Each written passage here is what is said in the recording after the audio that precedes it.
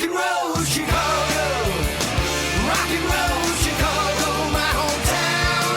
Well, I was born in the city, gonna rock your city, Chicago. Chicago rock and rollers are the best you're ever around. Hey, this is Paul Martin And Ray the Roadie. for the Rock and Roll Chicago podcast. How's it going, Ray? Ooh, baby, it's cold outside. Yeah, it's the middle of winter. It is. I don't like this. That happens. Yes, it does. We need something to warm us up a little bit. Yeah, what do you got in mind? Well, I was thinking Johnny Russler and the Beach Bum Band. Oh, sure, some beach music. There you go. I think that would warm everybody up. Yeah. I definitely can use some warming up since I'm not in Florida yet. Yeah, well, you get there one of these days. One of these days. So, let's check out Johnny Russler and see what he has to say about his band. All right, let's do it. Hey, everybody, we're here at the Rock and Roll Museum on Route 66 in beautiful downtown Joliet. Joining us today is Johnny Russler of the Beach Bum Band. How you doing, Johnny? Awesome. It's good, man. This place, I cannot wait for this place to open. It's going to be nice when it opens. Oh, my God. You know what? And I love that there's kind of I know they've been trying to revive downtown Joliet for a long time, but like from just recording the new album up at 3rd City Sound right over there above Chicago Street, you know. So if you come down for all you podcasts, come to Joliet and you know how they got that right above, there's that studio right above there. Yeah. It's like I have like renewed vigor. I'm like, I can't wait to and this place. This place is going to be awesome once we get it going. Yeah, I mean, it's cool. Like these older buildings that are getting like life back in them. That's what it is. It's what I like. Because I always have this like pipe dream of like one day I'm gonna have a big building like this and just fill it with guitars. Yeah. So, but that's it looks awesome. You I can can't join wait. Rick Nielsen, Jim Peterick, all them other guys that got just... Yeah, I'm the poor guy that's trying to do that though. You know, Right, yeah. We got quite a collection, I understand, right? Yeah, I'm around, and I hope my wife does not hear this podcast. I'm around 50 guitars. Really? And believe me, it is like she would kill me. Right. But I don't like hide them. You know, like in our old house, I would just, if a new one came in, I'd leave it in a case and I would stack it up. Right. And then we moved, and my mother-in-law was like, hey, you got a lot of guitars, you should put them up on display. So I was like, well, you know, and I was like, if I do that, I'm going to get in trouble. Like, people can count them then. And, you know, and when it's in your face, you see it. Right. And I was like, oh, all right, forget it. I'll do it. So I did it. And I only hung half of them. And then I was hearing about, you sure got a lot of guitars. We didn't need that many guitars. And I got all these other ones like tucked away. And I was like, oh my God. And then yesterday, speaking of beautiful Joliet, I was going to show you guys, I go into, and I told you I got a guitar problem. You know what I mean? There's people that drink, recreational stuff and all that. And I don't do that. But like, so this guitar here, can you see the sparkle? Nice Strat. In this? Yeah, and I'm a Strat guy too. Yeah. I have a lot of different guitars, but like, and then here's the video. Like the video does it. Like, do you see the sparkle on this? Yeah. It looks like, I mean, do you see that? It's gorgeous. Yeah, definitely. And I'm like, you got to be kidding me. And I honestly, like, I dreamt about the guitar last night. I Jones, like, there's people that do all these things. You know, there's guys that look at porn and I'm on reverb. You know what I mean? Like, oh, look at this guitar. It's crazy. Yeah. And but because of that, like, I'm a guitar musically influenced. I'm not like just stuck here or stuck there or because like I love guitar guys, like I love all kinds of different guitar and from like Albert King blues. I mean, like, have you like when you listen to Albert King play the guitar, you can feel it. You know what I mean? Like you can feel it, and he's not going nuts and shredding and doing all this stuff, but you can feel what he means. And then you got guys like Steve Vai, who is like my growing up hero, who's insane. You know what I mean? Like does everything. So, but speaking of growing up, I understand you have kind of an interesting story about how you got into music. Yes, this is true. I know. Yeah. So when I was in high school, and I was skinny, and you wouldn't believe it looking at me now, but I was like 120 pounds soaking wet. Right. And I wanted to play football because that's the dudes that were getting the chicks. And I was like, I want to play football. Well, really, I wanted a chick. That's what I, you know what I mean? And my mom was like, no, I'm not going to let you play football. There's concussions and would not let me play football. Right. And because of that, right now, I still don't know how to throw a football well. And I have a son that I'm like, I got to learn how to play, like in the next few years, I got to learn how to throw this football. And I love watching it. Can't throw it. So I was like, I got to figure something out. So I got into music, and Def Leppard ended up being my big band. And it was, because remember this is going back to like 87, the Pour Some Sugar on Me video. Right. So there was other guys like Motley Crue was making the cool videos, and I like Crue and I like them all, man. But not Van Halen, but like Def Leppard had that it was them live, and you could see the energy, and that's what sucked me into Def Leppard. And then my mom takes me to she actually had to take me because I was 13, and she goes with me, buys a ticket because she's not going to let me go in, and we got really good tickets. That's nice of your mom. Oh, my mom is like great, the best mom in the world. And you know what I mean? She probably wanted to see Def Leppard too, right? Yeah. No clue. She had she was like, she had no clue? No, because there was a big age gap for my parents. Like they had me later in life. So like my dad was born, God rest his soul, was born in the 20s. So he had no clue. For him, he was like, you long hair and you're killing cows. You know, I had all this leather on you, killing cows. You know, like he asked me everything from like what my orientation was to if I was using drugs. You know, like he hated it. Right. Which is funny later on when I start playing with Buffett. You know what I mean? Because then all of a sudden he's like, hey. But we go, and because we got tickets later, she got good seats. It was for two of us. So we got like 6th row. You know, it was something really close. And I'm like, I couldn't believe it. And Phil Collins was ripping a guitar solo. You know, that's when, age of guitar solos. Right. And the girl next to me rips the quad, like what you see, rips open her shirt. It's the first time that was not in a magazine that I'm looking at fully developed breasts. And I was like, you got to be kidding me. Yeah. And then and that moment, the equation went in my head. Guitar, Hot play chick. equals boobs. And I was like, I need this. And then I walked out of there, and I'm telling you, I think every single day I asked my mom for a guitar. And then my birthday was in December, and I got, like, it's kind of a joke, but I got the Red Harmony. I went over to what was Lockport Music, but up here in, up the street. I don't even know if it's still there, but it was and there was a Red Harmony hanging on the wall, and I was like, I want that Red Harmony. Yeah. I'll take that guitar. And the funny thing is, my mom called it a phase. She says, it's just a phase. It's just a phase. Oh, yeah. So now, when we go play and do all these things, I'm like, wow, Mom, it's just a phase. I'm just going through a phase. Yeah. It's kind of the joke. But I got that Red Harmony, and then that was it, man. I would play that guitar till, I'm not even kidding. When you hear about till your fingers bled, I played till I couldn't play anymore. Do you still have it, guitar? I wish I did. Oh, yeah. You know what? I started trying to be all like fancy and construct it and paint it and do all this stuff.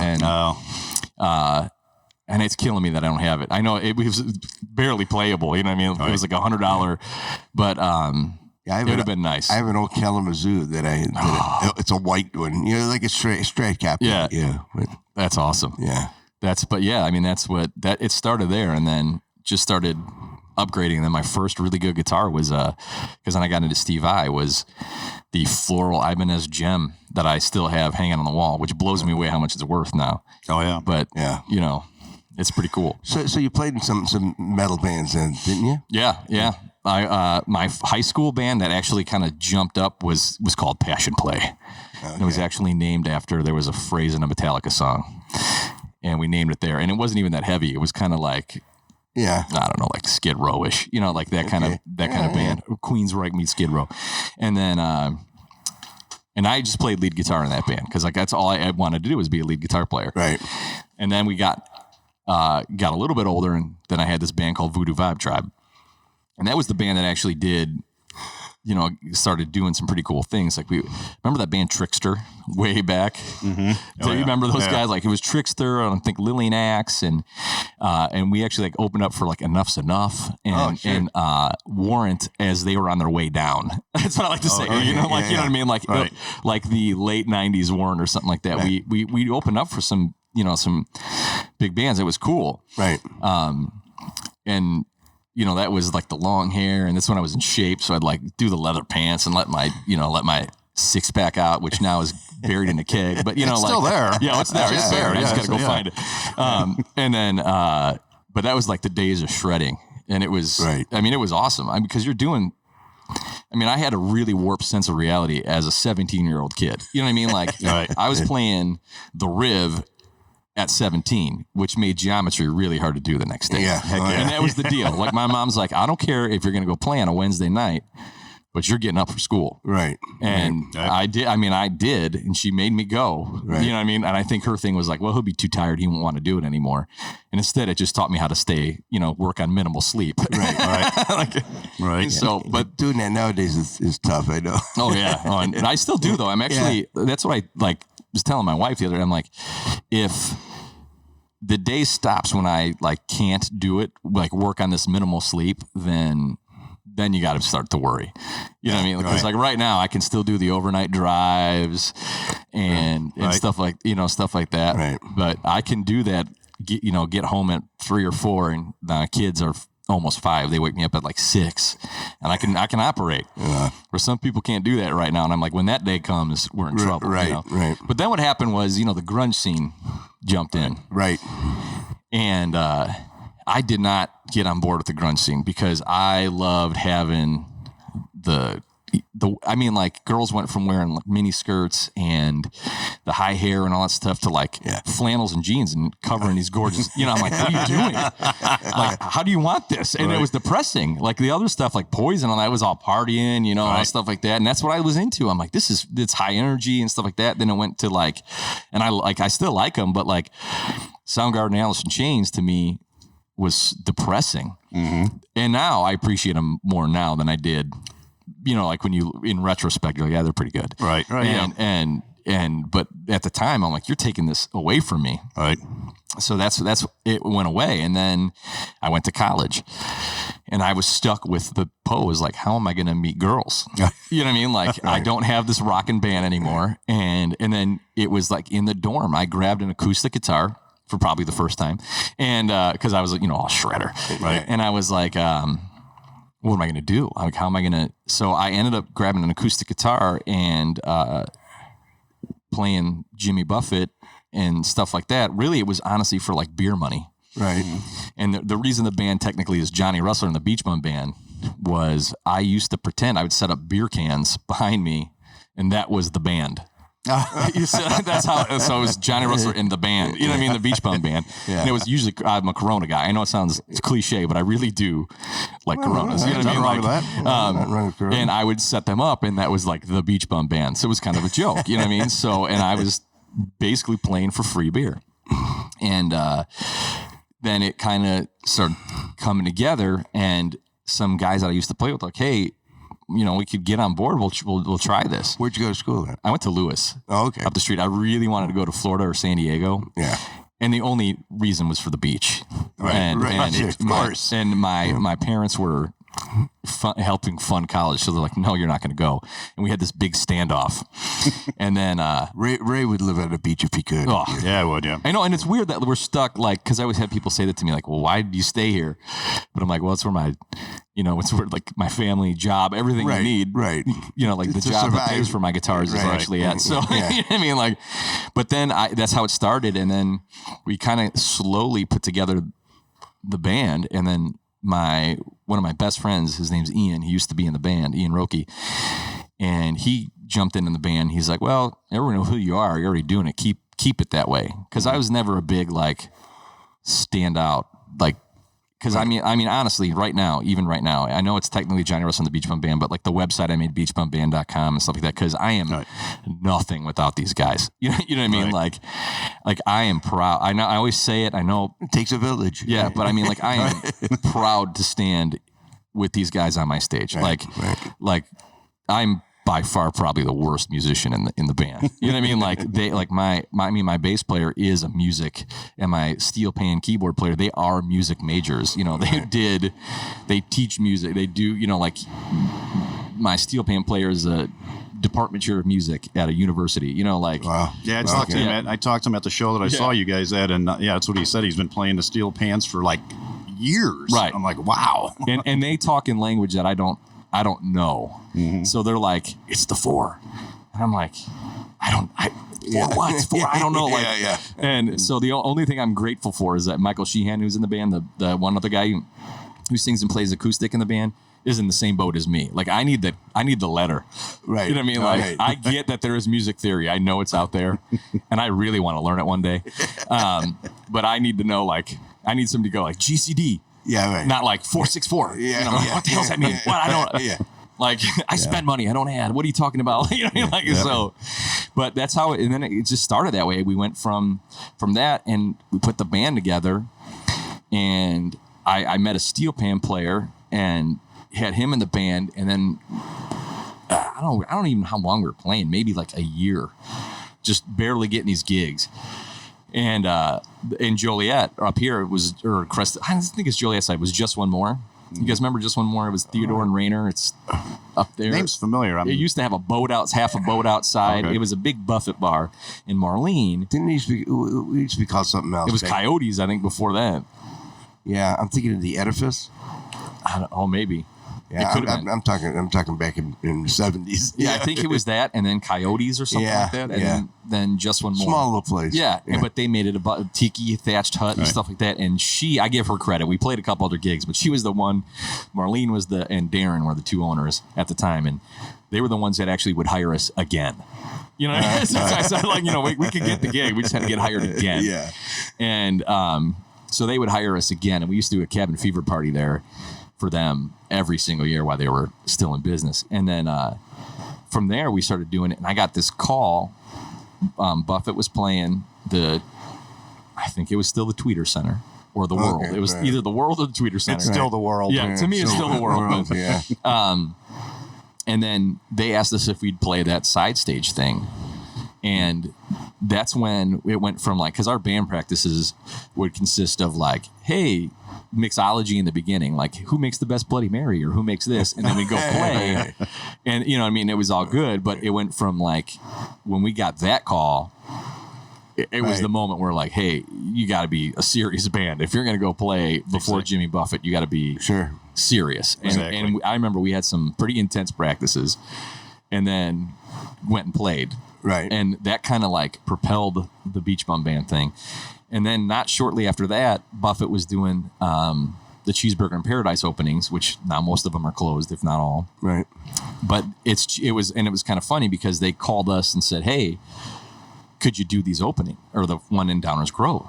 And I was like, well, hell yeah. You know what I mean? Like, right. And that was where they didn't give us a set list. And Jimmy Buffett's got like 200 songs. You know what I mean? So you're like, what the hell is he going to play? Right. So we're trying to guess what he was going to play because they wouldn't at all. Like, well, he just calls Probably them. Cheeseburger in Paradise. That was it. I figured it was going to be that. So what I did was, this is like the way I thought is like, from doing those openings, we could go on the side of the stage and I could see that they would rehearse before like their sound check, they'd rehearse their set list. So I'm like, he's going to play stuff, I think, from the set list. And thank God, because almost everything was from his current tour that he played. So I think it was top of mind. Mm-hmm. And he did throw us on, and when we played with him in Omaha, there was one tune that I will never forget, because he was like, do you know, I forgot, it was like grapefruit, juicy fruit. And it was the one thing like the entire band didn't know. So we're like, no.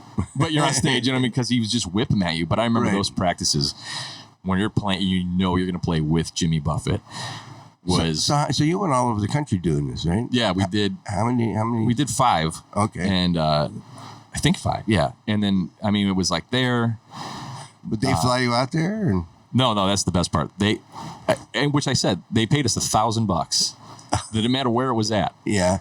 They paid us $1,000. And then I was like, okay, you know, I'm not going to say no to that, because I'm like, there's people that would actually pay to do this. Right. And we're at least going to get $1,000. You know what I mean? Right. So, but I remember, because what made me learn the ukulele was we were on the way to Omaha, and you would drive? We piled in the van, and you go, hey, I get a call on my cell phone, and it's like, hey, Jimmy's going to have Warren Buffett join him on stage, because I know he calls him uncle, but I think they're cousins, or I can't remember which way it was. But and so, you know, he obviously helps him invest and stuff like that. So they are related.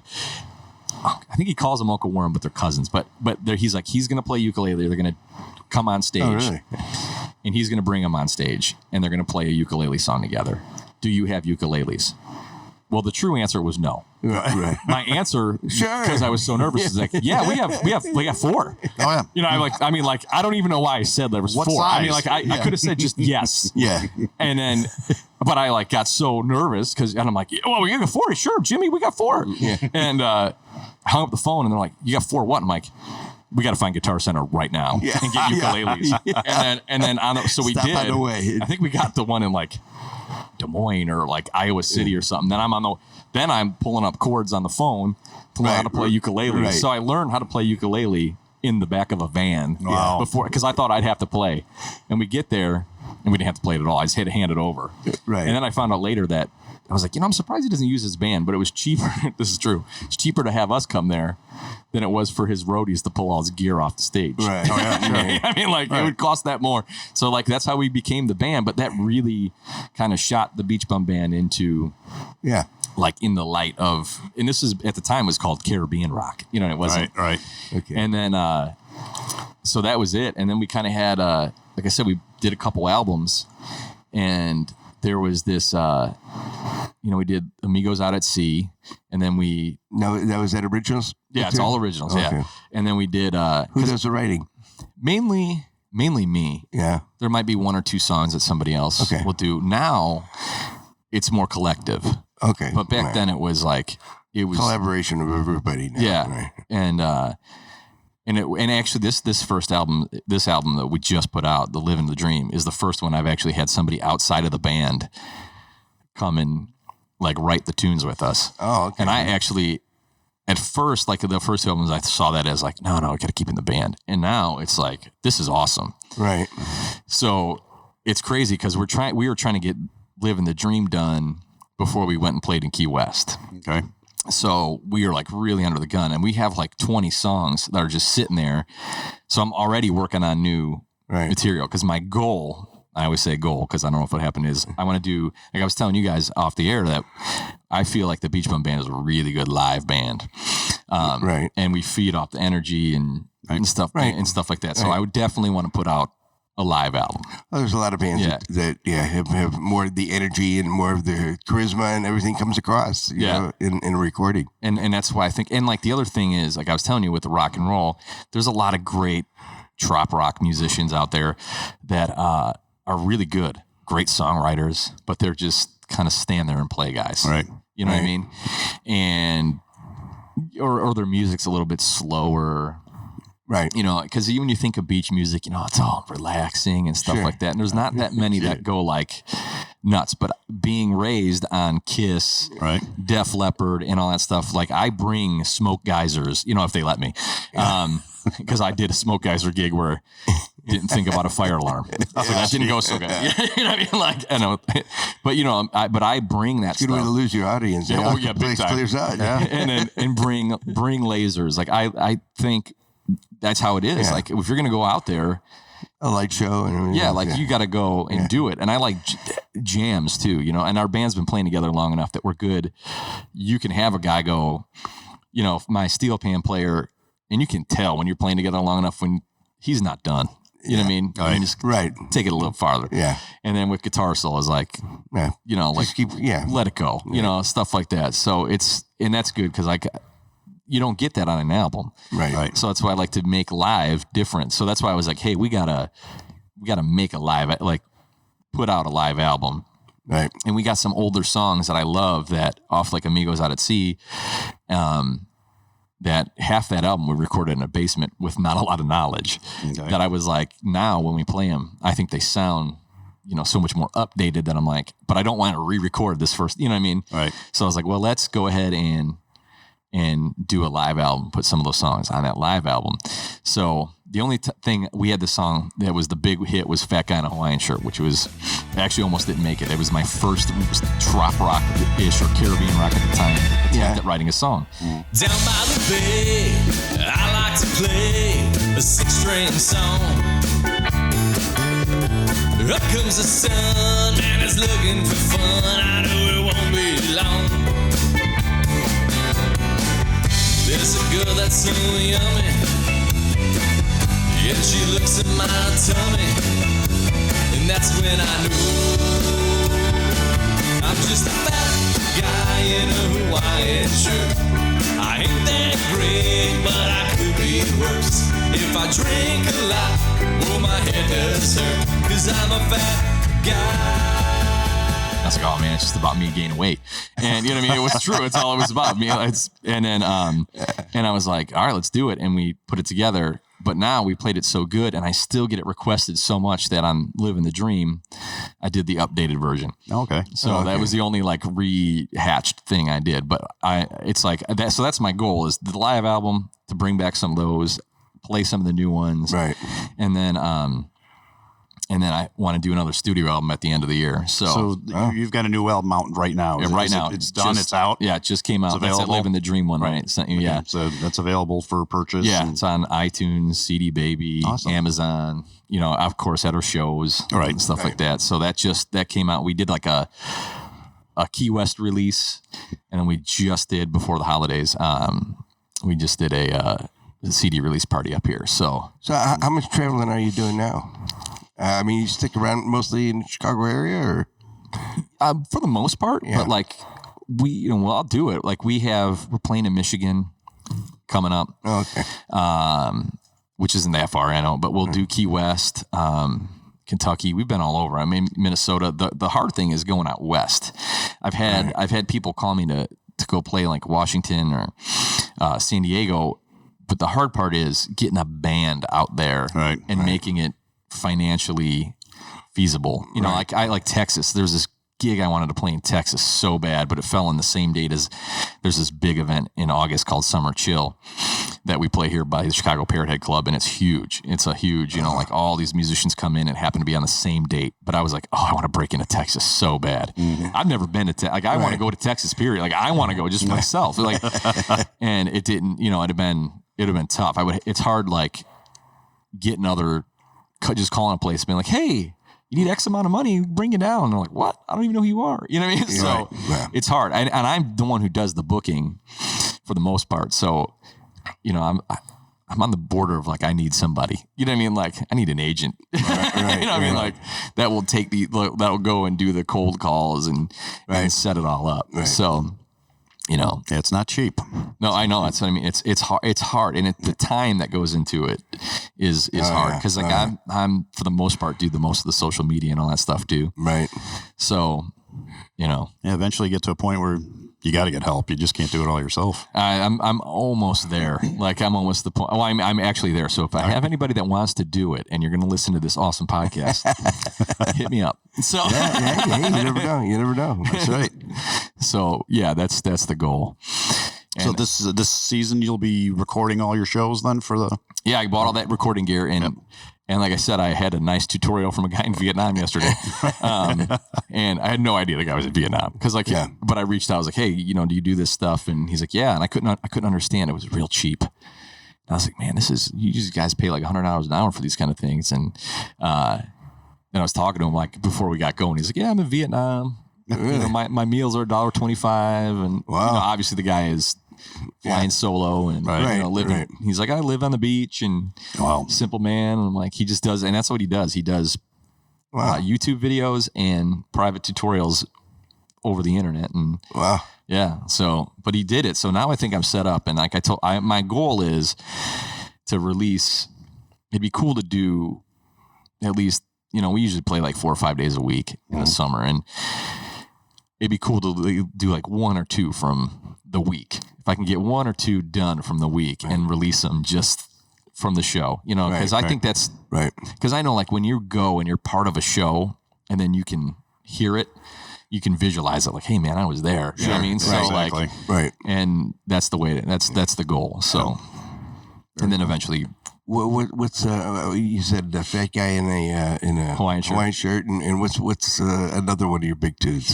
So from that album, there's that one, and then the second album from Sunny Place for Shady People, I was in a time of transition. So I went down. My buddy lived in San Diego, and I was going to move there, and we'd go to San Diego, and there was nobody. Like the place closed at 1, and being from around here in Chicago, things close at 4 or 5. You know what I mean? Right, right. Or never. And you go to Denny's. You know what I mean? Like, so like, you know, it was like, that's how it was. I'm like, well, what's open, man? He's like, Tijuana. And I'm like, really? So then I'd go with him, and we did this big run in Baja, and we'd go Tijuana, you know, Ensenada, all the way down to Cabo. And so from that one, the two bigger songs are the song Tijuana, which is actually a 100% true story. Well, actually, most of the tunes we write are true story. You know what I mean? Like, they come from something. Sure. And it's basically all I remember from the trip. After 12 shots of tequila, my mind got a little murky. Around 4 a.m., took a wrong turn in Albuquerque. Now I'm down here with the locals. They all call me gringo. Why we never left here, I just don't know. Baby, do you wanna stay with me down in T? Because it was a bad scene, man. It was there's stuff like not for air that that happened on that trip. And then the next one is this Baja Shakedown, and they both involve vitamin T. That happened a lot of that, you know, the nectar of Mexico, and we actually used to have this thing during this Baja Shakedown called a tequila challenge. And every time we'd yell it, somebody had to bring people on stage and do a shot. Nice. And we were playing in this place, and it got ugly. I mean, it got really ugly. Wow. And I was like, I'm like, and then my like business mind kicked in. I'm like, I'm seeing liability, you know. So like, you know what I mean? For So sure. like, I was like, I need somebody on the side to say, have a waiver. Like, hey, sign this waiver. You're drinking it, not us. But luckily, nobody. I mean, it was pretty good. Like, we actually had. I told the one jokingly. I said, I'm a fan of tequila myself. yeah. I'm getting back on the horse. Yeah. That trip that I told you about, it was bad. And, you know, like we got down, you know, there's like a little, it sounds cliche, but there was this little cart when you come over the border, and it was a little cart with tequila on it. Yeah. And my buddy and I just drank this guy out of tequila where we're into mezcal with the worm. Oh, okay. And that's where it started. Right. And then we continued on in, and, you know, all kinds of stuff from there. Like I said, nobody wants to hear. And then, at least on the air.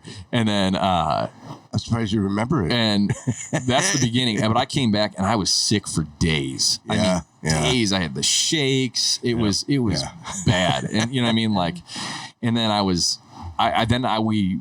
tried to have just the frozen one, like from Fat Tuesdays that you pour out, and the tequila, and I like start throwing up immediately. Right. I mean, it was bad. And now, after, let's see, it was 2009. So 10 years later, I finally have been able to Stomach some of it, yeah. Yeah, like bring it back. And I so like I just did a little tasting, and I think I'm good. Like I'm not going to say I'm going to line up a bunch of shots, you know what I mean? But I can have a margarita now and live. You know what I mean? But like before, I would. It was like it would churn and stuff like that. And yeah, but back in the day too, you pretty much all you can afford the cheap stuff. You know, if you get the better stuff, that's a little better with you. You know. Well, that's what I noticed. I've noticed that too. Yeah. Oh yeah. So I'm back. I'm back on that. But really, it sounds weird, but I'm not like, you know, people have a drink. I'm not really like I love rum. I love whiskey. I, you know, like when it comes to that stuff, like I like it all, and now I just don't abuse it. Like, you know, right. I just want to say, Jose like, Cuervo's out there, Casamigos, Hornitos. Johnny's back, man. You know, exactly. Send him some samples. And ironically, there you go. Because I know I look like Sammy Hagar. I get the thing. I look like Sammy Hagar, but I did not like the Cabo Wabo tequila. Yeah, was not one of my favorites. But I tried because I'm like, well, I look like Sammy. I got to drink like Sammy. Well, yeah, it wasn't one of my favorites. So I think when it comes down to it, I think it's still good old Patron that is the one that does it. You know, I mean, the one that gets me through right now. Right. All right. So There's a lot of them out there, though. Oh yeah, no, that's what I Quite a mean. few. Well, and now there's so many good ones that I don't even know. I don't know what to sample. Yeah. Right. No, or if I want to still, you know what I mean? I'm like, I'm really, I'm just getting, I mean, when I say just getting back, it was like. When we're done, I'll tell you about some because nobody's paying for any of this commercial. Yeah, exactly. So that's, and they should. They should. So Yeah. sponsors, Anybody's you out need there, to come yeah. out there That's and right. start doing this. That's what but yeah, no, I mean, that's how that rolls. So that's how that song goes. And now with the new album, Living the Dream, I'm shocked. I mean, when people say they wanted to have it back, I didn't have us do new music. I couldn't believe it because like in July, I released Bone Fishing, this song called Bone Fishing, and it went to number 1 on a bunch of different, trop rock, tropical Americana kind of charts. Oh, really? Like that's awesome. Yeah. And then we released the song Ain't Too Hard to Please. That went to number 1. Wow. I was like, this is crazy. That's great. And then I did, I was thinking, some of that's going to wear off. And then we released, Week in the Keys, because we're headed to Key West. And that's a song I wrote with, like I said, this guy, Al Camper, who like was telling me about this song as I was packing up one day. And then I was like, dude, like a year later, I'm like, come on over, man. Let's just make this happen. Mm. And we did. And it's like probably one of my favorite songs on the album because of the guitar work. And then, Let's go. And then, so then we did that one, and that one went number 1. And then I got back, and we just released a song called Beach Happy, and that went number 1. So it's like everything we put out, I was like, this is awesome. It's outstanding. So now I think I'm going to stop releasing singles because I want to just stay where we're at. All right. So where can they hear on what Trop Rock station or So there's internet radio? There's a guy, and since we're on Chicago, Rock and Roll Chicago, there's a guy out of here that does Tiki Pod, and it's I listen to it on. He's got an app, and I listen to Tiki Pod. Then there's like Radio Trop Rock. And that guy, Eric and Gina do it, and they do it out of Winnebago, and they travel all over wow. He's a former vet, and they just do it. They follow it around, right. And so there's like Radio Trop Rock, and then there's like Palm Tree Radio, and there's these other ones that you find, right? And which I'm mainly internet based, and then like I said, my real good friend, he does podcasts, but Anchor Radio, and he usually plays this at least once on his thing somewhere from the whole catalog of stuff. Right.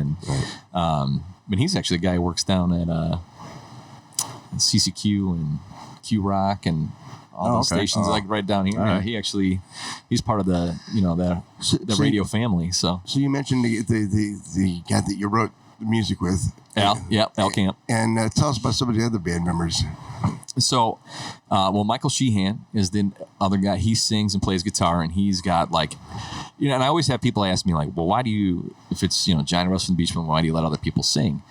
And I think when you got talent in the band, it makes it, he plays acoustic and sings, and he's got a great voice.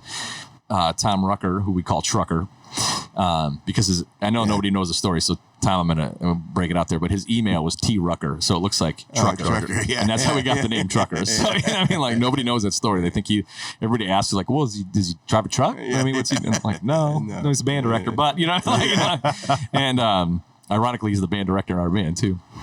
And but he'll sing some tunes, and he's like mega talented. He's not one of those that I told you, like plays everything. And on the new album, actually, at the very end of the song, we got a song called "Party's Over," and there is in the studio. That's what I like about the studio. I get nuts. I'm like, we need trumpets, man. We need a horn. We need like a jazz, like the New Orleans jazz funeral to end the thing. Right. And the guys look at me like, where the F are you going to get that stuff?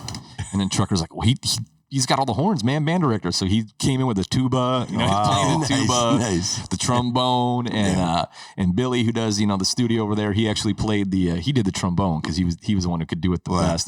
So we did like, we won't be singing the song live. Yeah, no. I was trying to figure out a way of doing it too, believe me, but I was like, I cannot play a wind instrument to save my life. Yeah. So, so we did that, but he's like, that's how talented he is. But he sings too. He'll sing a couple tunes. And I feel like when you come to see the show, then you're not just stuck with the one singer. And if everybody's got the talent, you might as well utilize it. Well, even Jimmy Buffett, you see him, he doesn't sing everything. Yeah. Mac McAnally sings some stuff. The girls sing some stuff. Exactly. And I think that's good. I think, and plus it gives you a break. And then I know, like I told you, I'm a guitar guy first. Like Right. you know, like, and it gives me a chance to just enjoy playing guitar. Right. You know what I mean? So, so I don't know. I'm trying to figure out a way to bring like multiple guitars because I'm not like that guy when I do that. Like if I have some pretty funky looking guitars, you know, some really cool ones and I'll put them out there, and all the time after a show, I'll have somebody come up and be like, "Hey, oh man, I just want to look at it," and I'm okay with touch it, play it. Right. They're like, no, and it's okay. And I'm like, no, if you play guitar, I mean, even if you don't, put it on, feel it, go for it. You know what I mean? Like I want people to enjoy music, and go for it. I don't care. You know what I mean? Like you can't do anything worse besides drop it, you know, than I would do to it. You know what I mean? Because I got some really cool guitars that are old too. Like I got this cool like 59 reverse Gibson Explorer. And my old bass player, Terry, was like, "What are you bringing this out for?" And I'm like, because I bought it to play it. You know what I mean? Like, I don't want to just look at it. I want to play it, man. I want to feel this thing. Right. So when that gives me a chance to swap up guitars and do stuff like that. So I'm good with it. You know what I mean? Like, I don't really feel like anybody in the band has like big egos that are worried about like my song or this is that, you know? I mean, we're there. Right. We're there to do it and play. So does everybody sing or just a few of the people? I mean, really, I'd say I sing about 60%. Okay. Mike does. But I mean, do all the members of the band sing? Not our drummer and our conga player, not so much. Okay. So how many people are in the band? 6. 6, okay. I'm actually really tempted. A long time ago, we used to have a little bit of a horn section. Right. And I am... Well, there you go. Yeah. with this whole... Yeah, with that whole new album thing, I just actually had a conversation with Trucker yesterday about, like, I think we need a horn section.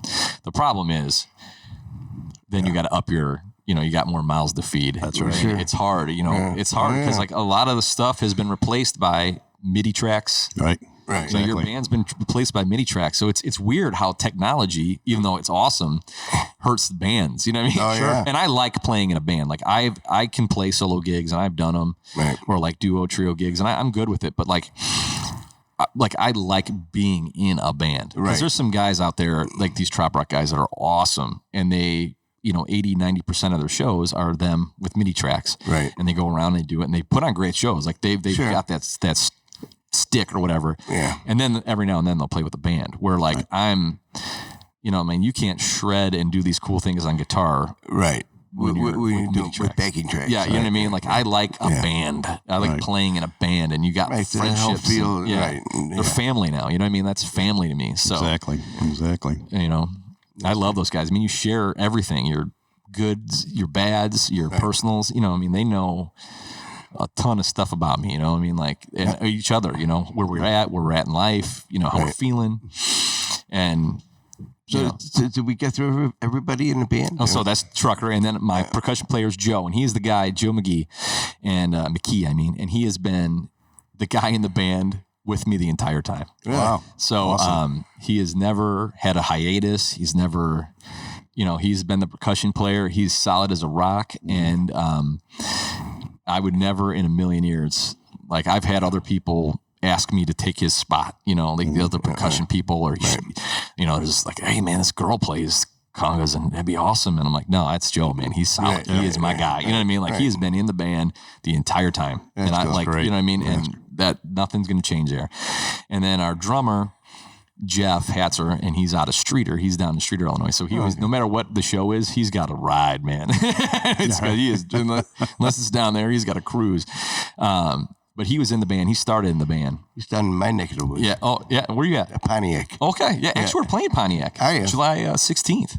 Really? Yeah. In the pavilion? Yeah. Oh, cool. I just booked that, not like. So July 16th we'll be down there. Oh, cool. Yeah. I'll have the smoke geysers. Don't worry. I really will. And then, but then he's down there, and so he was in the band. He was on the first album.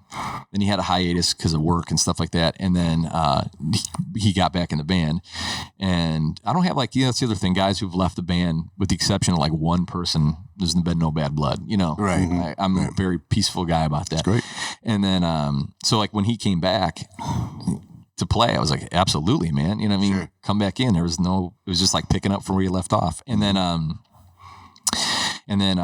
my steel pan keyboard player, Mark Smith, and he's like the newest member in the band. But when I say newest, it's not that, it's 6 years or so. I'm trying to think of where it's at. You know what I mean? And he's a man of very few words, but very direct. But he is just another musical, like him and Tom are like musical geniuses. He goes from playing keys on a song, then jumps over and is playing steel pan, and then goes, goes up and back, and very like, melodic on what he's choosing. And cause he's got that, like I said, that musical brain, he doesn't just, he can go, man. It's awesome. And these guys are like I said, it's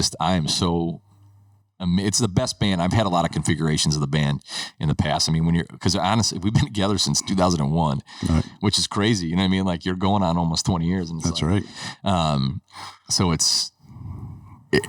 you have different guys come and go and stuff like that. And this band right now is just the most solid band. It's great. So what's your ratio to cover stuff to original stuff? Well, in the beginning it was 50-50. Yeah. And then there was this lull, like to play at fests and stuff like that. They don't want to hear your original stuff. They don't want to hear it. Right. So then I kind of went down to like 70-30. Yeah. And now with the resurgence of like, hey, we want new music. Right. It's more like going towards 50-50 or 40-60. Because bottom line is it's cool to do your originals and get them in there and get them out there. But when you're playing a big fest, an event, right? You have to. It's people pleasing people, right? They want to hear what they want to hear stuff they know, right? And I'm okay with doing that. You know what I mean? Like, because we kind of do our versions of songs, like our Freebird, which started off as a joke. People would yell Freebird, and we started doing it reggae.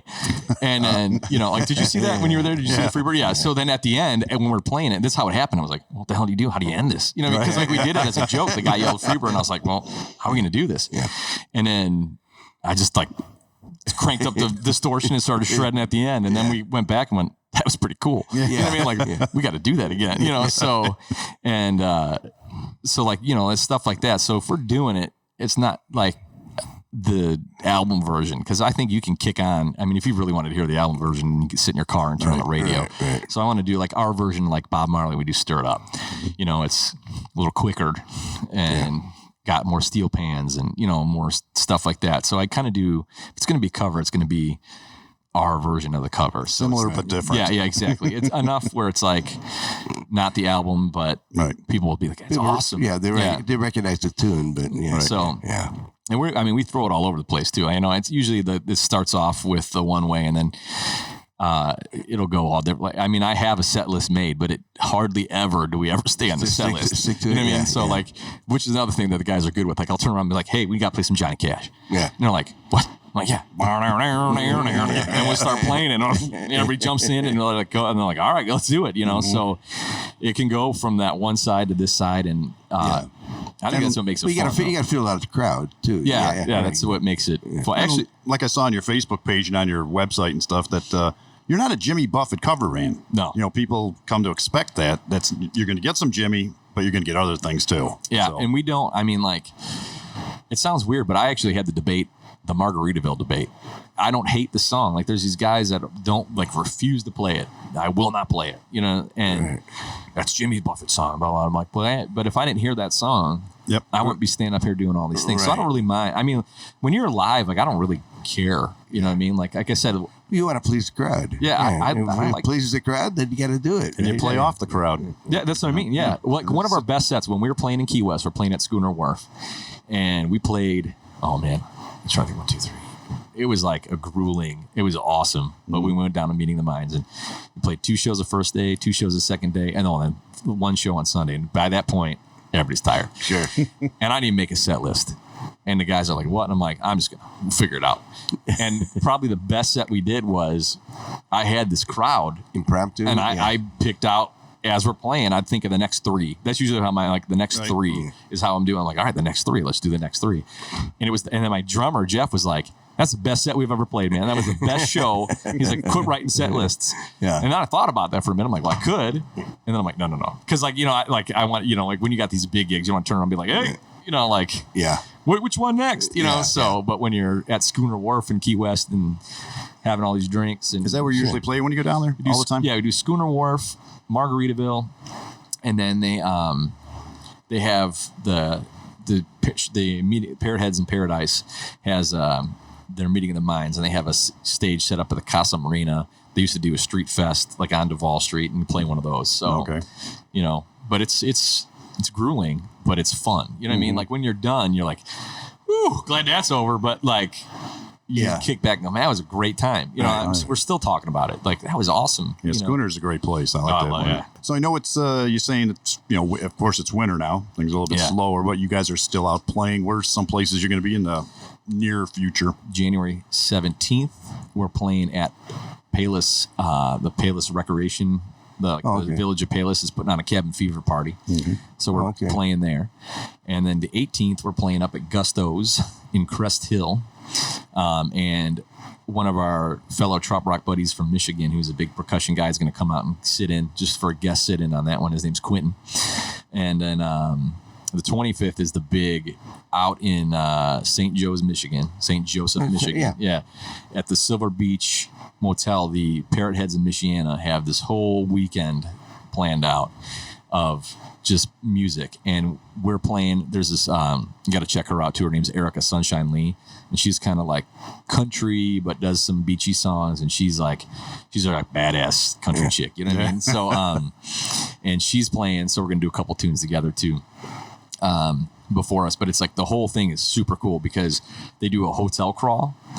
So they open up, like everybody decorates their hotel rooms, and then they do like a hotel crawl, and you get drinks. And I mean, I actually have a song written about it that I gotta finish. Wow! Because it's so cool. Like cool. I didn't even know I have the song either that I've done it, but it was like, I mean, it's so cool that they do it because it's freezing. You know, it's like January, and half the time, I mean, like usually the lake is frozen over. You know what I mean? Sure. So like, you can't do all these other things, so you do that. You know, they do this hotel crawl, and it's really because you can't, like a pub crawl's freezing. Right. So you do that, and and it's a really good time. And then we're playing at just like 2 blocks from the hotel is a place called Czars, and so they have the whole stage and all that, and we're gonna be rocking out there. And then that's awesome. February for a nice lovers weekend. We're playing in February it's up in Lake Geneva, the Lake Lawn Resort. Oh, sure. Have a whole weekend planned up there. So if Delavan. Lake Delavan. So if you want to get away. So where can we find a list of all these places? I got on beachbumband.com. Is our website. Okay. And then our Facebook page which is the Beach Bum Band on Facebook, and then we have Beach Bum Band on Instagram, is the ones that, social media wise that I keep updating. That's got more of the pictures and stuff. Right. The beachbumband.com is more all business. Right. But it's got a list of everything. But it's got it right there. Yeah. So, so that's that. Very good. Well, very good. Well, I just want to thank you for coming out on this chilly weekend. Thanks for having me. Anytime I can talk about guitars and stuff like that, and being in the Rock and Roll Museum, I mean, this is awesome. Yeah. So I thank you for having me out. Well, thanks for coming out, and we'll see you out and about somewhere. And don't forget, sponsor this podcast. Tequila sponsors. There we go. Sponsor this podcast. There you go. All right. Thanks, guys. Thank you. Well, that was Johnny Russler. I tell you, we talked about everything. We got on a tequila kick there for a while. Yeah. I kind of feel like I had a little tequila now. I mean, we talked about it so much. Not that there's anything wrong with that. I love a good tequila. Oh, yeah, tequila's good for the soul. It is good for the soul and whatever ails you. It's good for something. I don't know what it's good for. The soul and I don't know if it's good for your heart. I don't know. Yeah, it might be. They say it's good for your probiotic system, though. Well, it's tequila. That's excellent. Yeah. That's good stuff. See, everything's good for something. That's right. So, well, Johnny's a busy guy, boy. He's got a unique music there. So that Trop Rock. Them guys are very, very busy. They're playing all over the place. I mean, really, they played with Jimmy Buffett. They get down to Key West regularly, and keep them busy. Keep them busy, definitely. Which is a good thing, and even in the winter. Yep. So be sure and stick with us here, and maybe we'll bring you some more beach music, some more tropical stuff, some warming music, something to keep you warm. That's right. The cold winter night. That's right. So, and don't forget to catch us every Monday on the Road to Rock Radio. Every Monday, 6:00, featuring one of our podcasts. Find them at the Illinois Rock and Roll Museum on Route 66 website, Facebook page. And keep listening, keep checking out our podcast. Give us some reviews and let us know how you feel. Okay. Thanks for listening, everybody. Talk soon. Chicago, rock and roll.